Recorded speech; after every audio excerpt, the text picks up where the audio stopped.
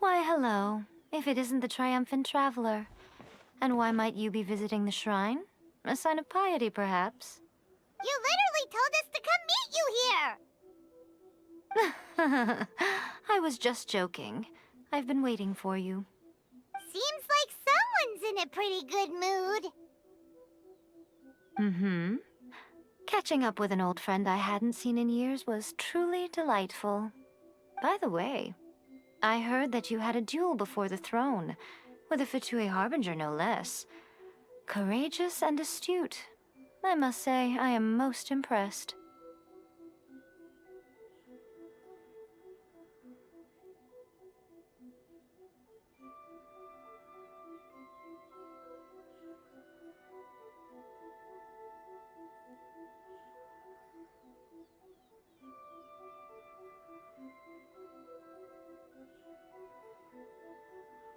Defeating Signora head-on in a duel means that your strength exceeds my expectations. Still, you did end up victorious.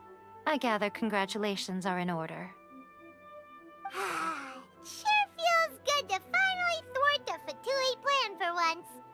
They caused plenty of trouble along the way, but at the very least, they didn't get their hands on another Gnosis. Wait a second. Did you say Gnosis? As in, the little thing that looks something like a chess piece? Yep, that's the one. You've seen one too? Gnosis belong to the Seven. They're what keep them connected to Celestia. Oh. What's wrong? I handed that over.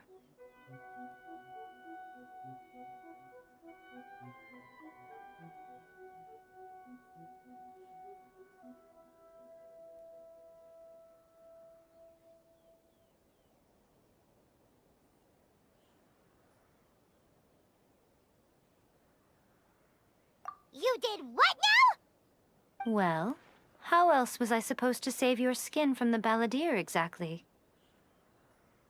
The Balladeer is number 6 of the Fatui Harbingers. In terms of strength, he is superior to Signora. I'm not the kind of person who risks life and limb for any old reason. You did... for once, Paimon just does not know what to say. After A created her puppet vessel, she no longer had anywhere to put it. As her erstwhile closest friend, A handed it over to me, and I've kept it in the Grand Narukami Shrine ever since. She no longer needs the power of the Gnosis, and in any case, she tells me she has severed ties with Celestia. Thus, the Gnosis became not only useless, but also a potential source of conflict. Is that not a good bargain, exchanging it for the one at the core of the plan?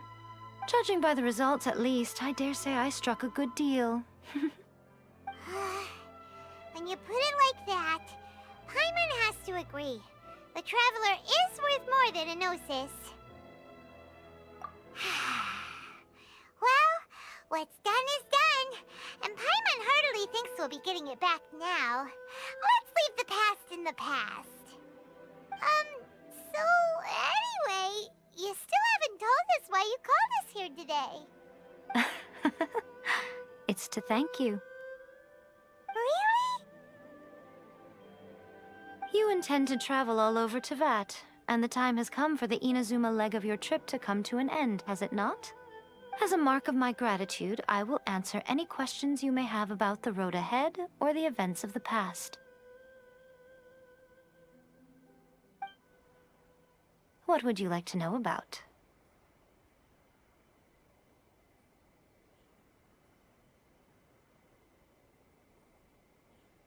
That puppet was built with technology that has been lost to time.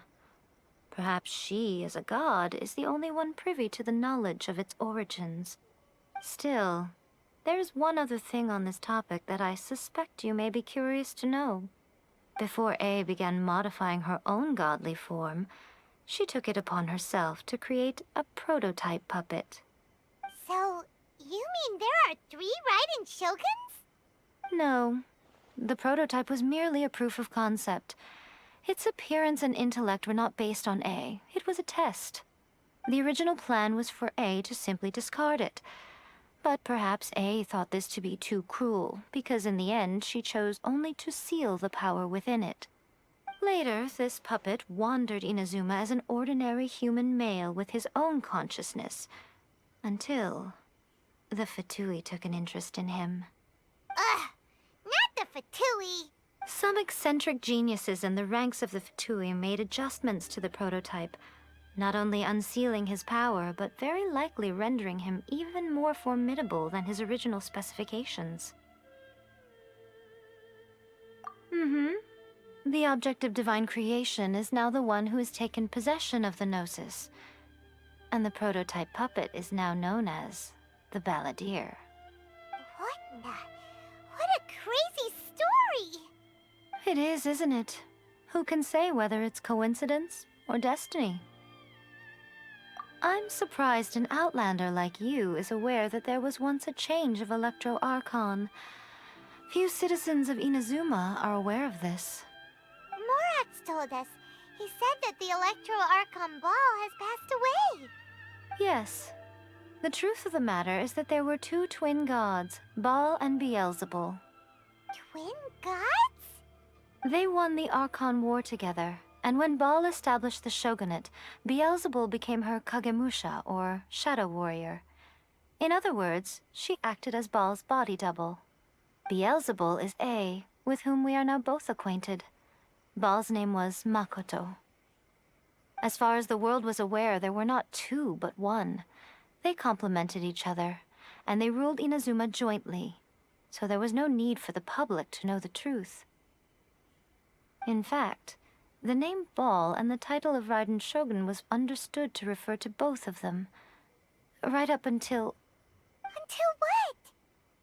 Makoto died several hundred years ago in a war that I was not personally involved in.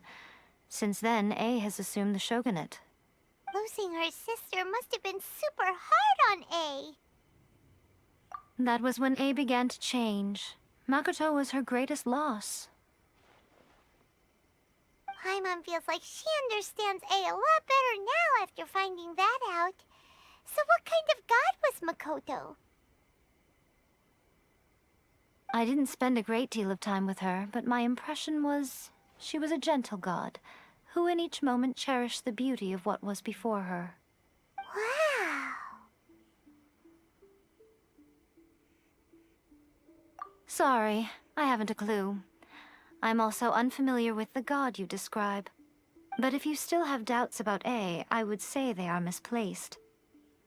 Not only does she not fit your description, but she voluntarily gave up her gnosis long ago, severing her ties with Celestia in the process.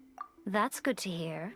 Otherwise, given that I'm her familiar, it could have made our relationship rather awkward, don't you think? Don't worry, we aren't looking to pick a fight with you. I wish you the best of luck.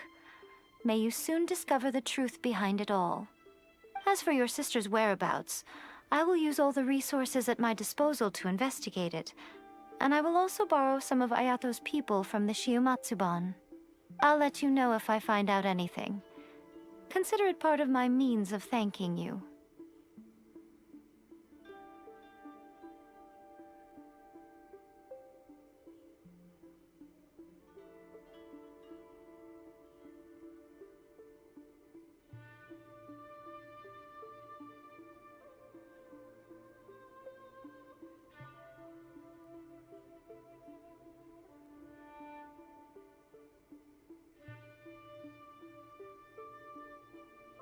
After leaving Inazuma, I think it would be easiest for you to go to Sumeru. Ooh, Sumeru! We've run into loads of scholars from there on our journey so far. Yes, well, Sumeru is the land of the god of wisdom, where the quest for wisdom and knowledge is never-ending. But their obsession gives rise to some truly inexplicable things. For example, in Sumeru, knowledge is holistically managed as a resource. Knowledge is a resource? Yes. I don't know whether it was the sages or Lesser Lord Kusanali who came up with the idea. Lesser Lord Kusanali? That's a cute name. Oh, you haven't heard. Lesser Lord Kusanali is the deity in whom the people of Sumeru place their faith. It's their chosen term of endearment for her. I'm sure you must have some things to discuss with her, too.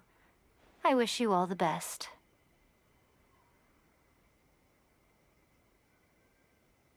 Are you sure? Okay, then. Oh, Traveler. Do you still have the omamori I gave you? Keep it safe. Is that all you intend to do with it? There was me thinking that you might hang it around your neck to show off to the world, telling everyone who inquired that it was given to you by none other than Yai Miko, the wise and beautiful. Who in their right mind would do that? Okay, I'll stop. Now, a question for you. Traveler, what is your ambition? I see. But that is merely a small goal, based on what preoccupies you here and now.